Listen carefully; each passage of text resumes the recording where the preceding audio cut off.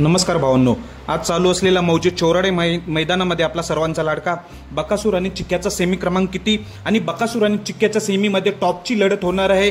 कोणते टॉपचे नंदी विरोधात असणार आहे। तर भावांनो, टोटल 100 गट झाले आणि 2 सामना 102 गाड्या होत्या, त्यामुळे 10-10 ने 8 सेमीफायनल सुटतील आणि 2 सेमीफायनल 11-11 सुटतील। तर सर्वांचा लाडका बकासूर आणि चिक्क्या गट क्रमांक 97 मध्ये पळून गटपा झालेला आपला खूप वाट पाहावी लागली।